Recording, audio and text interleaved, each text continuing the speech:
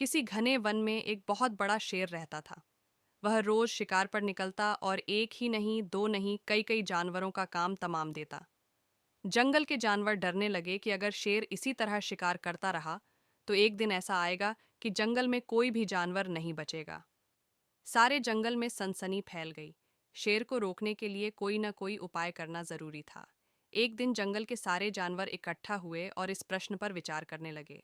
अंत में उन्होंने तय किया कि वे सब शेर के पास जाकर उनसे इस बारे में बात करें।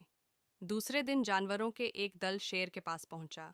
उनके अपनी ओर आते देख शेर घबरा गया और उसने गरज कर पूछा, क्या बात है? तुम सब यहाँ क्यों आ रहे हो? जानवर दल के नेता ने कहा, महाराज, हम आपके पास निवेदन करने आए हैं। आप राजा हैं और हम आपकी प्रजा। जब आप शिकार करने निकलते हैं तो बहुत जानवर मार डालते हैं। आप सबको खा भी नहीं पाते। इस तरह से हमारी संख्या कम होती जा रही है। अगर ऐसा ही होता रहा तो कुछ ही दिनों में जंगल में आपके सिवाय और कोई भी नहीं बचेगा। प्रजा के बिना राजा भी कैसे रह सकता है? यदि हम सभी मर जाएंगे तो आप भी राजा नहीं रहेंगे। हम चाहते हैं कि आप सदा हमारे राजा बने रहें। आपसे हमारी विनती है कि आप अपने घर पर ही रहा करें। हर रोज स्वयं आपके खाने के लिए एक जानवर भेज दिया करेंगे। इस तरह से राजा और प्रजा दोनों ही चैन से रह सकेंगे। शेर को लगा कि जानवरों की बात में सच्चाई है। उसने पल भर सोचा, फिर बोला, अच्छी बात है, मैं तुम्हारे सुझाव को मान लेता हूँ। लेकिन याद रखना, अगर किसी भी दिन तुमने मेरे खाने के लिए पूरा भोजन नहीं भेजा तो मैं जितने जानवर चाहूँगा मार डालूंगा। जानवरों के पास तो और कोई चारा नहीं, इसलिए उन्होंने शेर की शर्त मान ली और अपने अपने घर चले गए। उस दिन से हर रोज शेर के खाने के लिए एक जानवर भेजा जाने लगा। इसके लिए जंगल में रहने वाले सब जानवरों में से एक एक जानवर बारी बारी से चुना जाता था। कुछ दिन बाद खरगोशों की बारी भी आ गई। शेर के भोजन के लिए एक नन्हे से खरगोश को चुना गया। वह खरगोश जितना छोटा था उतना ही चतुर भी था। उसने सोचा, बेकार में शेर के हाथों मरना मूर्खता है।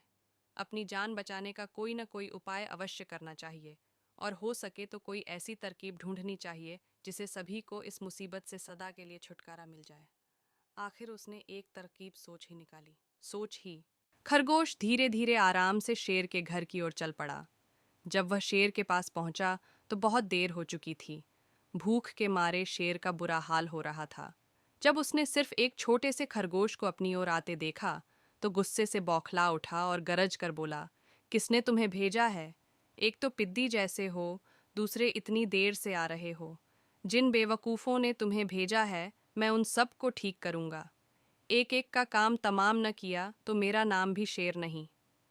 नन्हे खरगोश ने आदर से जमीन तक झुककर, महाराज, अगर आप कृपा करके मेरी बात सुन लें तो मुझे या और जानवरों को दोष नहीं देंगे। वे तो जानते थे कि एक छोटा सा खरगोश आपके भोजन के लिए पूरा नहीं पड़ेगा, इसलिए उन्होंने 6 खरगोश भेजे थे। लेकिन रास्ते में हमें एक और शेर मिल गया। उसने 5 खरगोशों को मार कर खा लिया। ये सुनते ही शेर दहाड़ कर बोला, क्या कहा? दूसरा शेर? कौन है वह? तुमने उसे कहाँ देखा?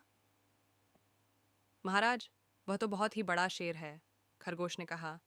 वह जमीन के अंदर बनी एक बड़ी गुफा में से निकला था। वह तो मुझे ही मारने जा रहा था, पर मैंने उससे कहा, सरकार, आपको पता नहीं कि आपने क्या अंधेर कर दिया है। हम सब अपने महाराज के भोजन के लिए जा रहे थे, लेकिन आपने उनका सारा खाना खा लिया है। हमारे महाराज ऐसी बातें सहन नहीं करेंगे। वे ज़रूर ही यहाँ आकर आपको मार डालेंगे। इस पर उसने पूछा, कौन है तुम्हारा राजा? मैंने जवाब दिया, हमारा राजा जंगल का सबसे बड़ा शेर है।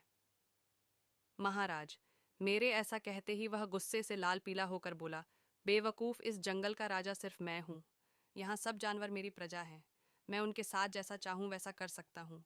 जिस मूर्ख को तुम अपना राजा कहते हो उस चोर को मेरे सामने हाजिर करो। मैं उसे बताऊंगा कि असली राजा कौन है।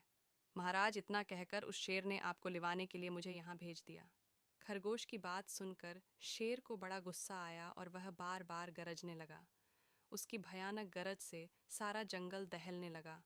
मुझे फौरन उस मूर्ख का पता बताओ, शेर ने दहाड़ कर कहा। जब तक मैं उसे जान से न मार दूंगा मुझे चैन नहीं मिलेगा। बहुत अच्छा महाराज, खरगोश ने कहा, मौत ही उस दुष्ट की सज़ा है। अगर मैं और बड़ा और मजबूत होता तो मैं खुद ही उसके टुकड़े टुकड़े कर देता। चलो, रास्ता दिखाओ, शेर ने कहा। फौरन बताओ किधर चलना है। इधर आइए महाराज, इधर। खरगोश रास्ता दिखाते हुआ शेर को एक कुएं के पास ले गया और बोला, महाराज, वह दुष्ट शेर जमीन के नीचे किले में रहता है। जरा सावधान रहिएगा, किले में छुपा दुश्मन खतरनाक होता है। मैं उससे निपट लूंगा, शेर ने कहा। तुम यह बताओ कि वह है कहाँ। पहले जब मैंने उसे देखा था तब तो वह यहीं बाहर खड़ा था। लगता है आपको आता देखकर वह किले में घुस गया। आइए मैं आपको दिखाता हूँ। खरगोश ने कुएं के नजदीक आकर शेर से अंदर झांकने के लिए कहा। शेर ने कुएं के अंदर झांका तो उसे कुएं के पानी में अपनी परछाई दिखाई दी। परछाई को देखकर शेर जोर से दहाड़ा। कुएं के अंदर से आती हुई अपने ही दहाड़ने की गूंज सुनकर उसने समझा कि दूसरा शेर भी दहाड़ रहा है। दुश्मन को तुरंत मार डालने के इरादे से वह फौरन कुएं में कूद पड़ा।